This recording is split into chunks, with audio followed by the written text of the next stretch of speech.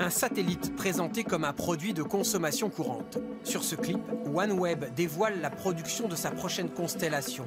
Près de 900 satellites similaires produits à la chaîne. Une petite révolution dans le domaine spatial, habitué jusqu'ici à de gros engins longs à fabriquer.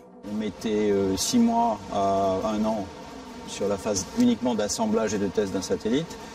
Aujourd'hui, on parle de journée. On est sur de la production qui est proche de la production des avions, de l'automobile en termes de méthode de production. On est beaucoup plus proche de ce type de production que ce qu'on faisait avant sur les satellites traditionnels.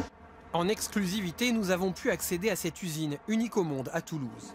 Dans ce hangar, un concentré de haute technologie, des bancs de montage conçus pour sortir 1 à 2 satellites par jour, gros comme des machines à laver, tout ou presque, est automatisé. La batterie elle fait 10 kg, donc à bout de bras, pour installer les vis c'est un peu lourd. Du coup le Kobo il amène la batterie à la position et l'opérateur a juste à insérer les vis et à visser. Le projet associe l'américain OneWeb et l'européen Airbus. Les 10 premiers modèles sont produits en France, tous les autres le seront aux États-Unis. Pour les ingénieurs, c'est la dernière ligne droite avant la mise en orbite. -043, il est valide. Ici, on teste les communications avec la Terre. Plus loin, on a enfermé l'un des satellites dans ce gros conteneur.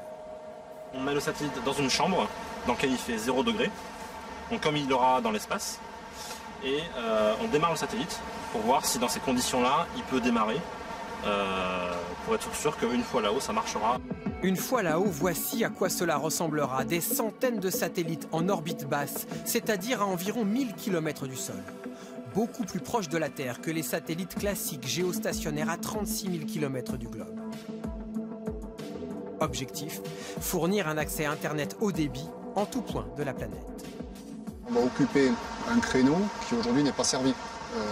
Les créneaux de communication, d'accès à l'Internet au niveau des voyageurs des avions, au niveau des bateaux, au niveau de toutes les zones blanches du globe, c'est un service qui n'est pas assuré aujourd'hui. Et ce qui va marcher, eh bien, c'est le marché qui le dira, mais c'est fait que c'est quand même le sens de l'histoire. Hein. Mais OneWeb n'est pas le seul à s'élancer vers les orbites basses. SpaceX, l'entreprise de l'américain Elon Musk, envisage de larguer des milliers de petits satellites, comme ses 2 premiers modules.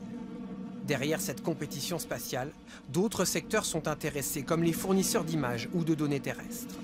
Ce chercheur, spécialiste de l'espace, reste prudent. Il se souvient qu'il y a 20 ans, de nombreux projets de ce type avaient échoué.